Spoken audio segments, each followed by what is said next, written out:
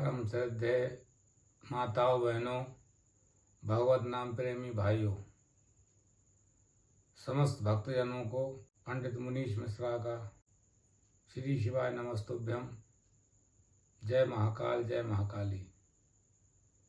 आज मैं कलयुग के सर्वसत्यवान सत्यनारायण भगवान के ऊपर ये वीडियो बना रहा हूँ।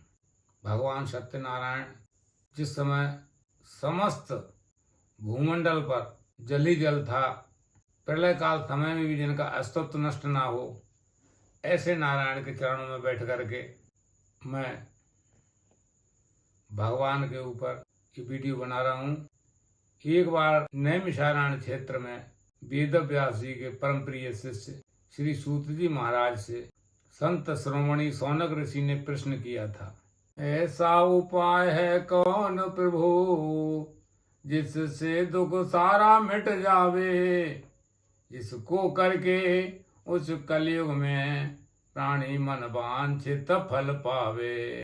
शास्त्रों में पाया जाता है कल काले भक्त नश्यंति, कलयुग भक्ति नष्ट हो जाएगी, धर्म घटते घटते ऐसे रह जाएगा जैसे फांस, अधर्म चौं दिशा में इस प्रकार से बढ़ेगा बांस। तो ऐसे समय में जीव अपने धर्म की रक्षा कैसे करेगा, कृपा करके कहो। सूतो हुआ। सूत जी बोले, आपने परोपकार के लिए बड़ा उत्तम प्रश्न किया है, लेकिन ये प्रश्न एक बार देवर्षि नारद ने लक्ष्मीपति नारायण से किया था। मैं अपनी तरफ से कुछ नहीं कहता हूँ। और सरल एक सहायक विधान तुमको बतलाए देता हूँ, श्री नारद और नारायण का संवाद सुनाए देता हूँ। भगवान नारद और नारायण के बीच जो बात हुई वो मैं तुमसे कहता हूँ, ध्यान से सुनो। एक बार परोपकार की इच्छा को लेकर के देवर्षि नारद मृतलोक में आए। यहाँ आकर के समस्त जीवों को दुखी देखा, कोई तन दुखी, कोई मन दुखी, कोई चिंता चित्त उदास, और थोड़े थोड़े सब दुखी सुखी प्रभु के दास। जब समस्त जीवों को दुखी देखा, नारद को कष्ट हुआ, तो हरि शरणम गच्छामि, भगवान विष्णु की शरण ली, क्षीर सागर पहुंचे। अब वहां जाके देखा कि शेषासन आसीन थे और श्री विष्णु भगवान करते थे बाजय विजय उच्च सुर में गुणगान। ढोरती चमर जहाँ रिद्धि सिद्धि कमला बामांग विराज रही, श्रद्धा निष्ठा के हाथों से पद पदम दबाती जाती थी। माता लक्ष्मी चरण दबा रही थी, जय और विजय भगवान का गुणानुवाद कर रहे थे। तो बीणा की मंजुल तानों को आगे झनकारा नारद ने, और मंद मंद मीठे स्वर में प्रभु नाम पुकारा नारद ने। और नारायण का कीर्तन किया नारद ने। नारायण ने नेत्र खोले, श्री समेत लक्ष्मी सहित आसन से उठे, नारद को क्षीर सागर में प्रवेश कराया और कुशासन दिया। नारद विराजमान हुए। यद्यपि नारायण सबके मन की बात जानते हैं, फिर भी आय अतिथि का सम्मान रखते हुए बोले कि क्षीर सागर में आने का प्रधान कारण क्या है। नारद बोले कि मैं मृतलोक से देखभाल के आ रहा हूँ, उन दीनों का, उन दुखियों का दुख मुझसे देखा नहीं गया। महाराज, कोई लघु उपाय बताओ जिससे उनके कष्टों का निवारण हो गए।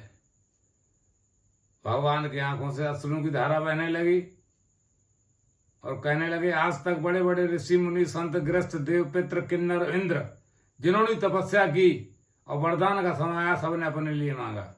नारद, आज मैं तुम्हें गोपनीय रहस्य बताने जा रहा हूं, जिसके लिए 33 करोड़ देवता आज तक तरसते रहे। कि एक सुगम उपाय बताता हूं नारद तेरे कष्ट निवारण का, सबसे उत्तम है व्रत पूजन भगवान श्री सत्यनारायण का। भगवान सत्यनारायण का जो है व्रत और पूजन, नारद को नारायण ने बतलाया कि भगवान सत्यनारायण का व्रत और पूजन कलयुग में करें। ये मेरा अवतरित व्रत माना जाएगा, मन वांछित फल देने वाला। और नारद बोले, किस दिन करे, किस तिथि में करे, किस नक्षत्र में, किस मुहूर्त में। अस्मिन कस्मिन दिवसे सिद्धांत बता, चाहे कोई दिन तिथि नक्षत्र महीना कोई भी हो, जिस दिन श्रद्धा सागर उमड़े उसी दिन पूजा करे। ब्राह्मण से मिलकर समय निश्चित करे, बंधु बांधव में बुलावा दे, गेहूं के आटे का मधुर कसार बनाए, गाय के दूध का पंचामृत, शवाया प्रसादी बना करके चौकी पर नवीन वस्त्र बिछाए और कदली खम्भों से प्रेम सहित मंडप सुंदर तैयार करे। फिर सत्यनारायण स्वामी की प्रतिमा निज रुचि अनुसार धरे और सहित कुटुंबी मित्र सहित 16 प्रकार पूजा करके विनती वो भांत करे प्रभु से फल फूल मगन अर्पण करके।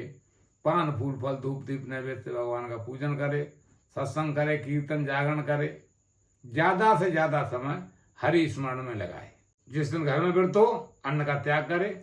सत्यम वदनिष्ठा प्रिय भाषणम, सत्य बोले मीठे वचनों में, क्रोध आलस निवार का, क्रोध आलस का त्याग करे। इस प्रकार जो जीव इस परम दुर्लभ व्रत को करेगा उस पर मेरी कृपा की वर्षा होगी, निर्धन धनवान होगा, बंदी जन बंधन से मुक्त होंगे, ऋणियों के ऋण दूर होंगे, रोगी रोग से मुक्त होंगे और जिस भावना को लेकर भक्त भगवान के दरबार में जाएंगे भगवान उन पर कृपा करेंगे, पृथ्वी के सुख और मोक्ष देंगे। यह श्री सत्यनारायण भगवान प्रथम अध्याय। बोली सत्यनारायण भगवान की जय। आदरणीय भक्तजनों, मेरा ये वीडियो अगर आपको पसंद आया हो तो उसे लाइक करें, सब्सक्राइब करें और शेयर करें। नमस्कार। और इसका दूसरा अध्याय कल आपको बताएंगे।